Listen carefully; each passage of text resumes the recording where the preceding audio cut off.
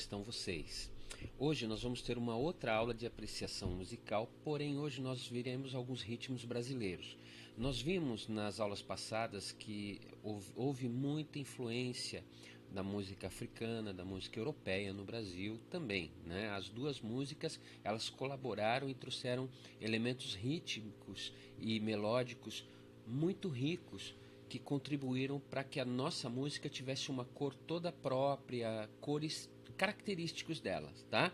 É muito comum eu falar em cores para música, porque é como se fossem várias cores só existentes no Brasil. Hoje eu vou falar de 3 delas, ou seja, 3 ritmos, 3 formas musicais que nós conhecemos e que são comuns, mas às vezes a gente não conhece a história. Às vezes a gente não conhece a origem delas, ou mesmo a gente já ouviu, mas não sabe classificar qual é o ritmo. Tá bom?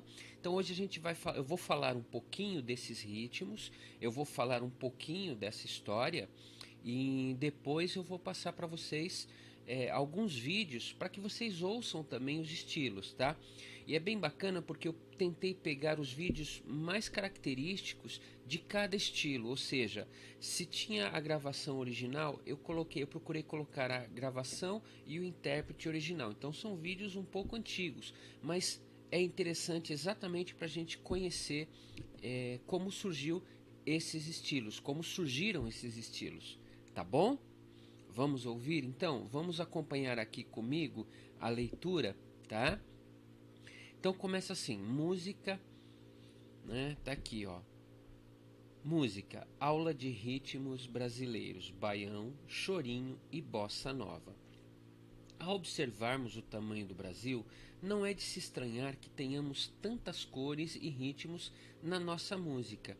E hoje conheceremos 3 destas cores, que são o baião, o chorinho, a bossa nova. Cada um deles tem particularidades de melodia e harmonia. Além disso, são todos parte importante da nossa música e identidade musical.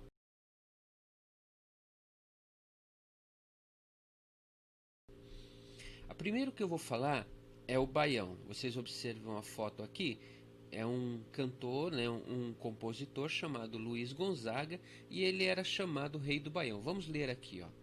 O baião é um gênero de música e dança popular da região nordeste do Brasil, derivado de um tipo de lundu denominado baiano, cujo nome é uma corruptela.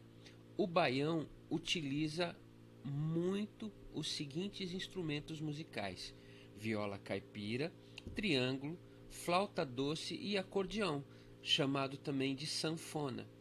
Seu maior representante foi Luiz Gonzaga. Luiz Gonzaga do Nascimento foi um compositor e cantor brasileiro, também conhecido como Rei do Baião.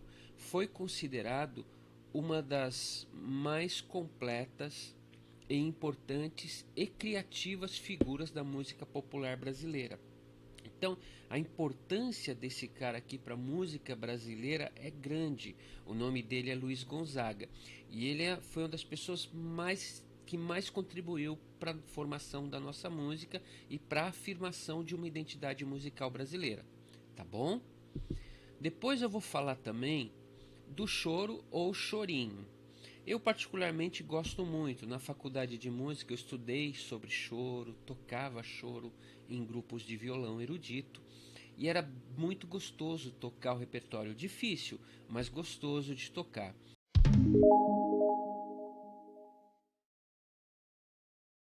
O choro pode ser considerado como a primeira música urbana tipicamente brasileira, ou seja, ela surgiu nos centros urbanos, né? E ao longo dos anos se transformou em um dos gêneros mais prestigiados da música popular nacional, conhecido em excelência e requinte, ou seja, era uma música muito bem trabalhada, muito bem cuidada. Tem origens estilísticas, o lundu. Como o baião também tem o lundu como na sua origem, o choro também. É um ritmo de inspiração africana à base de percussão, com gêneros europeus.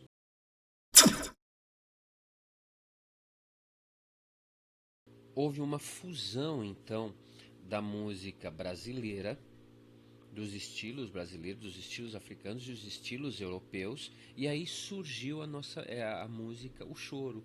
Então ele nasceu do que tinha de melhor na época, misturou-se e se criou nessa fusão, nessa mistura, se criou o choro, uma das músicas mais respeitadas mundialmente.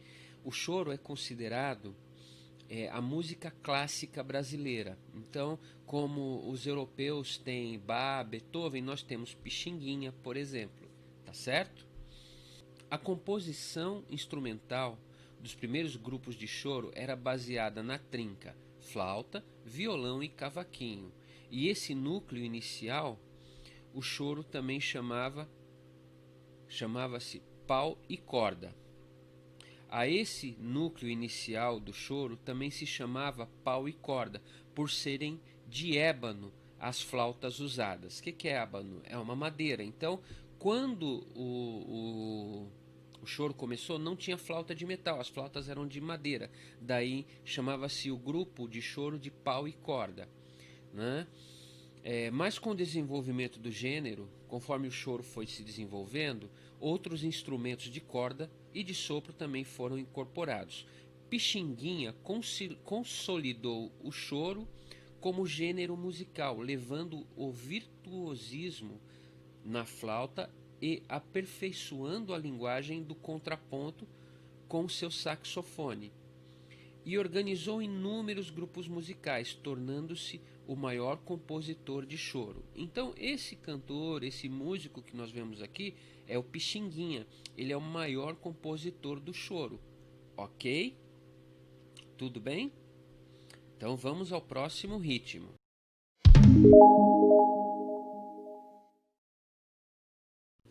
Para encerrar, gente, nós vamos falar também da Bossa Nova. Bossa Nova ela é mais recente, década de 50, por ali ela surgiu, né, como uma derivação do samba. É interessante nós pensarmos que tudo isso teve um porquê, teve toda uma evolução, um trabalho de fixação da cultura brasileira, né? Um trabalho de reconhecimento também dessa cultura musical, tá bom? Vamos falar um pouco da Bossa Nova agora. Bossa Nova. A Bossa Nova é o termo pelo qual ficou conhecido um movimento de renovação do samba irradiado a partir da zona sul do Rio de Janeiro no final da década de 50, que passou a dar nome ao estilo interpretado e ao acompanhamento rítmico. Então, olha só, a Bossa Nova no início era só um movimento, ou seja, as pessoas se reuniam para tocar samba e tentavam melhorar o samba, tentavam dar um ar mais sofisticado de harmonias, muitas vezes inspirado no jazz americano, inspirado no tratamento harmônico da Europa, o contraponto, né, a síncope, que é uma forma diferente de acentuar e de tocar o samba. Bossa Nova é samba? Se a gente olhar, sim, é uma evolução do samba, é uma derivação do samba e continua de certa forma sendo samba, mas é Bossa Nova, tá? Classificado como Bossa Nova. Nos Estados Unidos é chamado, nos Estados Unidos, na Europa, eles conhecem a Bossa Nova como Brazilian Jazz, ou seja, jazz do Brasil.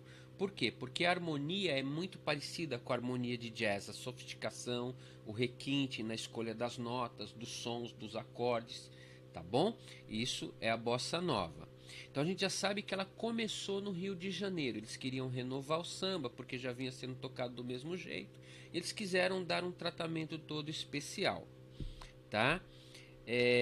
O marco inicial da Bossa Nova é o samba Chega de Saudade, de autoria de Tom Jobim e Vinícius de Moraes, lançado originalmente por Elisete Cardoso em 1958 e pouco depois por João Gilberto, que tocou o violão em ambas as gravações.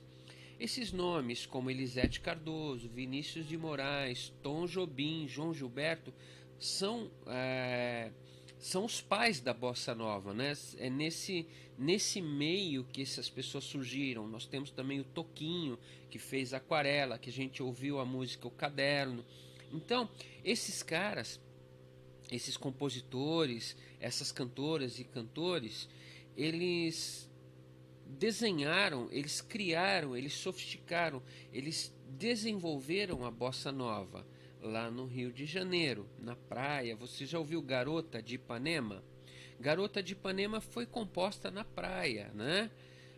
Foi composta em homenagem a uma garota que andava na praia chamada Elô Pinheiro. E ela é a Garota de Ipanema. O Vinícius, quando escreveu a letra, escreveu inspirado nela. Tá bom? Basicamente é isso. Então nós temos as características de 3 ritmos, que são a bossa nova, o chorinho ou choro e o baião. Eu gostaria agora que vocês ouvissem. Eu preparei aqui na folhinha, se vocês observarem, 3 links, 1, 2 e 3. Cada link desses vai abrir um estilo. Então, bossa nova, baião e chorinho. Se você clicar aqui, ele vai para a bossa nova, aqui para o baião e aqui para o chorinho, tá bom? Agora a pergunta para você é a seguinte: você gostou de aprender sobre esses ritmos? Mostra ele para sua família, para os amigos, mostra essas músicas. Fala, olha que legal que eu vi hoje. Olha as músicas que eu conheci hoje. Veja se sua avó, seu avô conhece, seu tio, seu pai, sua mãe. Veja se alguém perto de você já conhece essas músicas, tá bom? Compartilhe o que aprendeu e faça um desenho que represente as músicas e os ritmos que ouviu hoje. Faça isso e envia para mim, tá ok? Nós nos vemos na próxima aula, tá bom? Fica com Deus e até lá!